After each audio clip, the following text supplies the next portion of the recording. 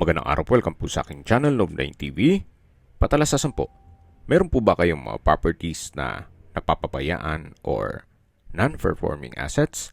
Plan nyo ibenta, pero wala kayong oras sa pagbenta nito.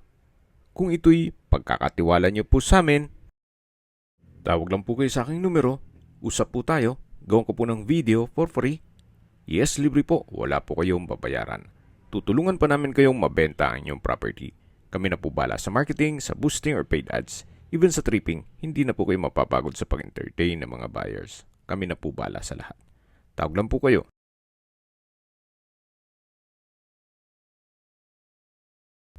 Nandito po tayo ngayon sa isang exclusive subdivision dito sa Antipolo City.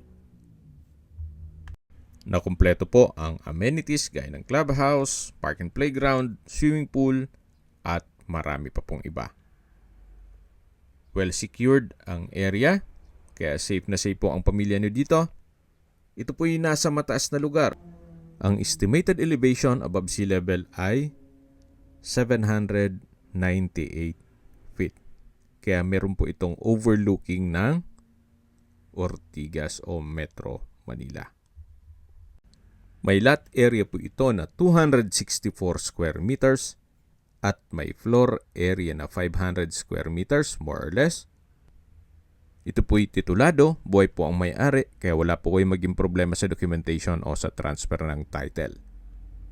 May 7 bedrooms, may theater room, at overlooking view.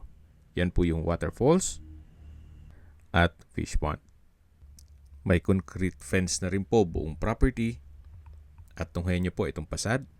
Ito po yung modern design at owner's built. Kaya hindi po tinipid.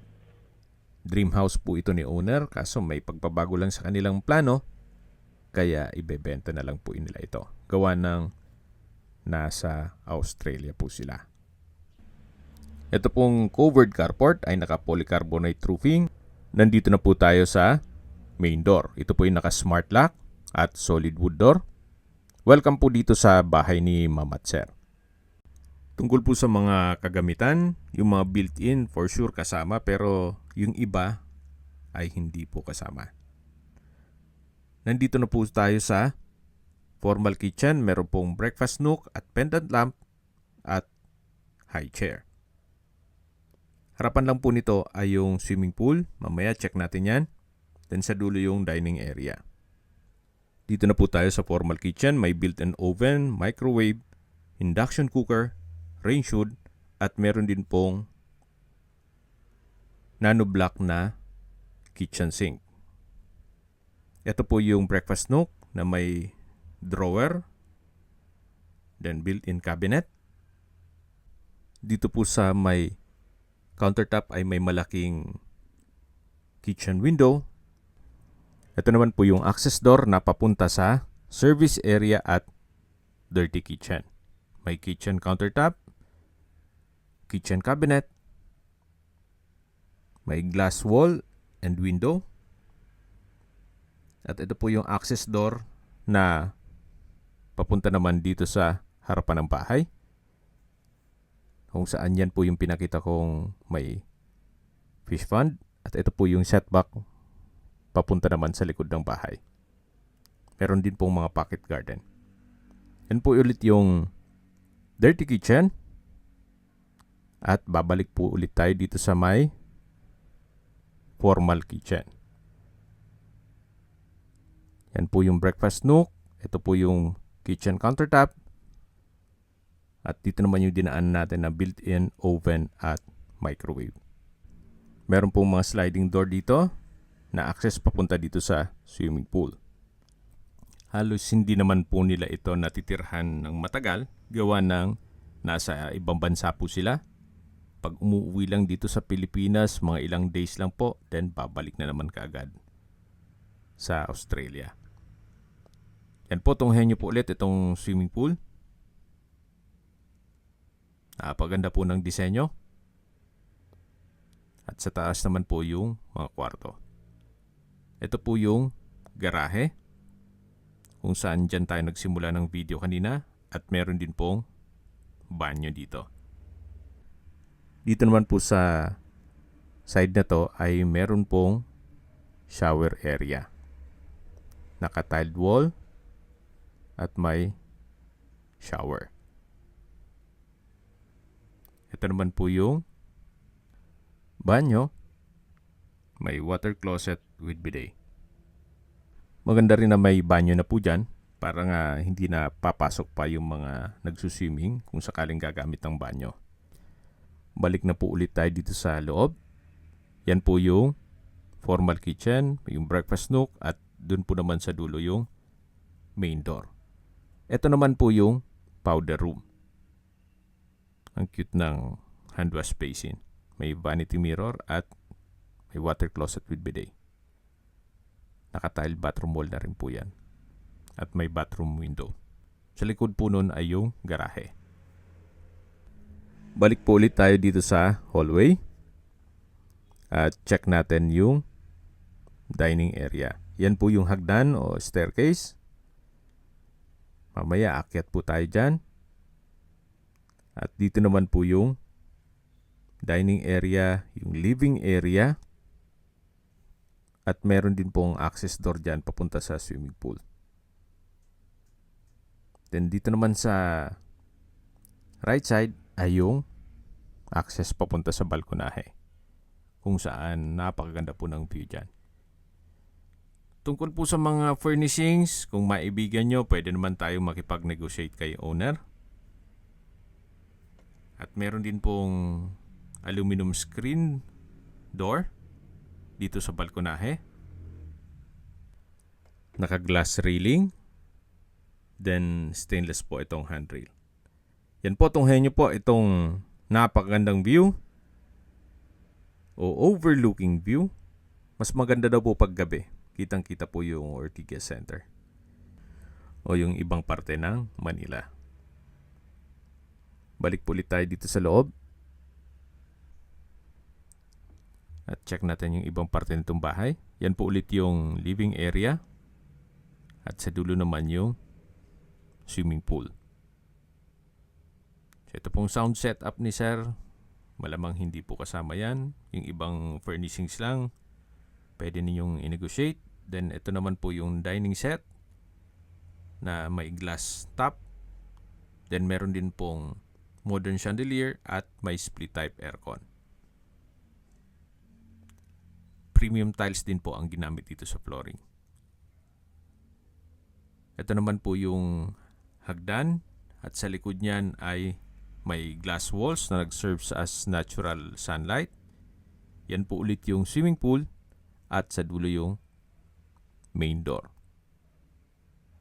Ito pong hagdan ay naka-solid wood staircase at handrail.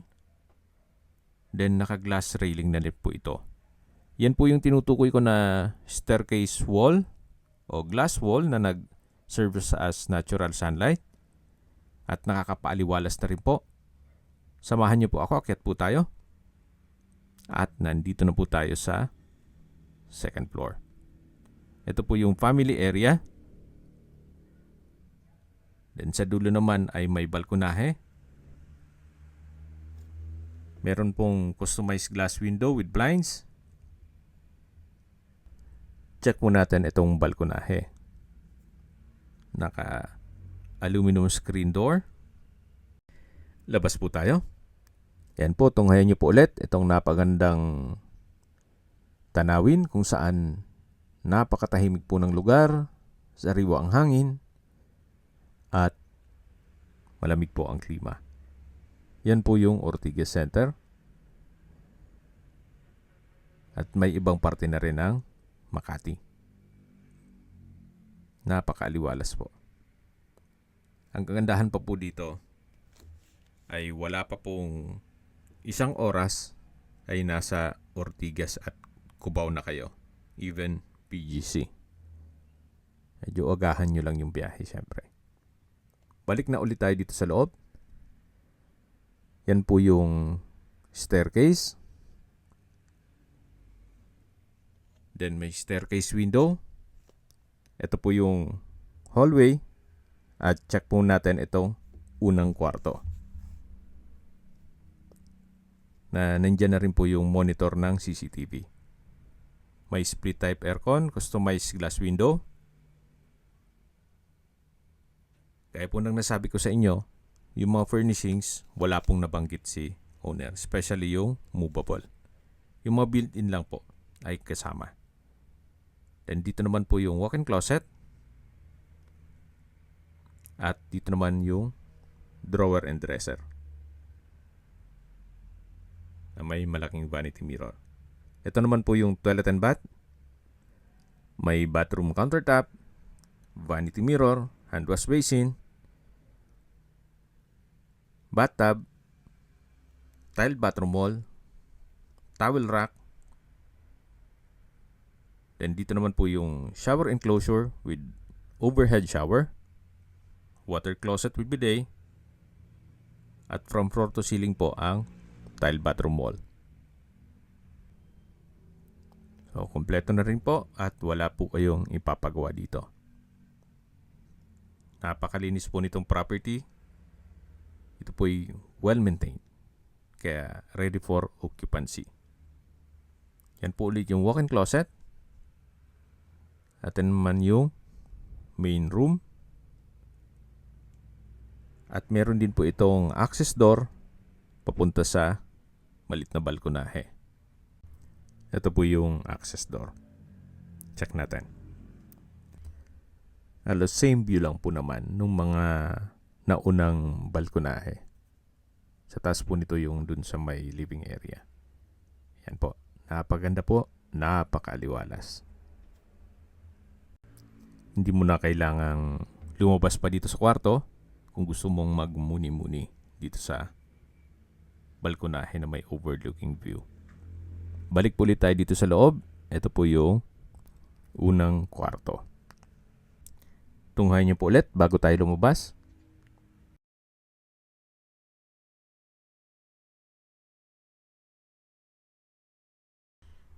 Okay, check na natin yung ibang kwarto. Ito po ulit yung hallway. Yan yung staircase. At meron pong modern chandelier. May blinds sa wall. At dito po naman ay may countertop na may stainless sink. May coffee maker. At kung magkakape po kayo late at night, pwede pong magtimpla na dyan. Meron pong altar. At dito naman po yung glass wall and window na matatanaw naman yung swimming pool. Ito po yung hallway papunta sa mga kwarto. At dito naman po yung second bedroom. May ceiling fan, then split type aircon, glass window with blinds. At sa spasyo, sakto lang. Hindi naman siya ganun kaliit at hindi naman ganun kalaki. Yan po yung second bedroom. Then lipat po tayo dito sa third bedroom. Naka-solid wood door. Halos same size lang nung second bedroom. Same design. Meron pong wardrobe, ceiling fan, then split type aircon, at sliding glass window with blinds. Then next is fourth bedroom. Same design. Meron pong ceiling fan, split type aircon, sliding glass window with blinds. At kung malaking pamilya po kayo, pwede na po ito. At maraming kwarto. Ito po yung pang-apat o fourth bedroom. At may wardrobe na rin po. Dito naman po sa harapan ay may common toilet and bath. Kung saan meron pong bathroom countertop, vanity mirror, tiled bathroom wall, exhaust fan, water closet with bidet. Then meron pong wall-mounted towel holder, bathroom window, shower enclosure, hot shower set, at overhead shower. Ito po yung common toilet and bath. At yan naman po yung mga kwarto. At sa dulo naman yung master bedroom. Ito naman po yung access door na papunta sa balkonahe. Ito naman po yung nasa harapan ng bahay. At sa baba po nito yung garahe.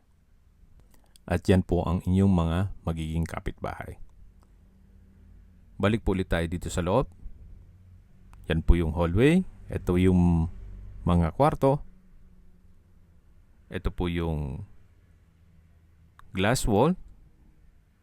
At mula dyan matatanaw ang swimming pool. At dito naman po yung staircase. Sa dulo naman yung family area na may access door papunta sa maliit na balkonahe. Habang pababa po tayo dito sa hagdan, ay pag-usapan na natin ang distance, location at travel time. Yan po pala yung modern chandelier. Mula po sa United Antipolo Specialist Hospital, ang distance is 6.6 kilometers at ang travel time is 10 minutes. Yan po yung lagi kong binabanggit sa inyo na dapat nyo i-consider sa paghanap ng property, yung meron pong malapit na hospital. Hindi ko naman po sinasabing sakitin kayo. Yan naman po for emergency purpose lang naman. At mula naman po sa Masinag Public Market at SM Supermarket at Metro Antipolo Hospital, ang distance is 8.9 kilometers at ang travel time is 30 minutes.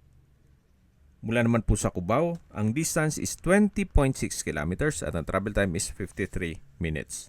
Mula naman po sa Ortigas Center, ang distance is 20.6 kilometers at ang travel time is 53 minutes. Mula naman po sa BGC, ang distance is 24 kilometers at ang travel time is 1 hour and 4 minutes. Kung magagaling naman po sa airport o Pasay, ang distance is 31.1 kilometers at ang travel time is 1 hour and 15 minutes. Nandito na po tayo sa lower part ng bahay o basement na meron pong theater room. Check po natin. Ito yung naka-solid wood. Meron pong split type aircon. Then ito pong setup dito ay hindi po kasama unless na makipag-negotiate kayo kay owner. Or kung hindi naman ninyo gusto tong theater room, maganda rin gawing another room. Yan naman po kung talagang malaking pamilya kayo. Magiging pang 5 kwarto po yan. At labas po ulit tayo. Balik po ulit dito sa hallway. At dito naman po ay mayroon pong maliit na kwarto. At dito naman po ay another room na pwede pong gawing guest room. Naka-solid wood door at malaki naman ang espasyo nito. May double deck, then may split type aircon. May glass window with blinds. Naka-tile flooring. At sa espasyo, malaki naman po siya. At katabi lang po yung toilet and bath, common toilet and bath, na meron pong vanity mirror, hand wash basin, water closet with bidet, shower enclosure, tile bathroom wall, overhead shower at hot shower set. May bathroom window na rin po yan. Dito naman po ay another balcony na may countertop. Then may tubular railing at handrail at may overlooking view din po dyan. Sa mga nag-skip po ng video, summarize ko lang po. Ito pong property ay nasa loob ng isang exclusive subdivision na kumpleto po ang amenities gaya ng clubhouse, park and playground, basketball court, swimming pool at marami pong iba. Ito po ay well secured kaya safe na safe po ang pamilya nyo dito. May lot area po ito na 264 square meters. Ito pong bahay ay may 7 bedrooms, may theater room at swimming pool. Meron din pong overlooking view. Tungkol po sa mga kagamitan, wala pong nabanggit si owner. Siguro po yung mga built-in, yan po'y kasama. At kung sakali man po na maibigan nyo ilang sa mga kagamitan, pwede naman pong makipag-negotiate tayo kay owner. Reason for selling, may pagbabago lang sa kanilang plano, kaya ibebenta na lang po nila ito. Halos hindi naman po ito natirhan, gawa ng madalas nasa ibang bansa po sila. Umuwi lang sila dito ng ilang days, then balik na kaagad. Kumbaga almost new po ito o pre-owned. At dito po sa side ng swimming pool ay meron pong steel gate na pababa naman ito sa kabilang side ng bahay. May hagdan po dito. Bababa po tayo. Then meron din pong mga pocket garden na may ilang ornamental plants. At nandito na po tayo sa lower ground. Dito naman po ay malaki pa ang espasyo. Diyan po pala tayo galing kanina. Yung meron pong mga maliit na kwarto. At ito naman po yung setback. Then dito po ay may grotto. Hindi po nasayang yung space na maximize po nila. At ito naman po yung service area na may polycarbonate roofing. Then pag diniretso nyo po yan yung papunta sa may waterfalls at fish pond. Ito naman po yung mga pocket garden. At dito naman po nakapwesto yung maid's room. Naka-solid wood door. Then sa spasyo, sakto lang. Meron din po itong sariling toilet and bath. Ito po yung banyo. Naka-solid wood door, then naka-tile bathroom wall. May hand wash basin, water closet at bidet, at shower. Kompleto naman po. Yan po ulit yung maid's room. At lalabas na po tayo. Ito naman po yung hagdan na may mga pocket garden. Pag akyat natin dyan ay yung harapan na ng bahay. Okay, sa presyo na po tayo. Binebenta po ito ni owner sa halagang 35 million pesos. Kung may mga katanungan po kayo o gusto magpaset ng tripping, tawag lang po kayo sa aking numero. Ito po yung side view ng bahay. At dito naman po yung back view.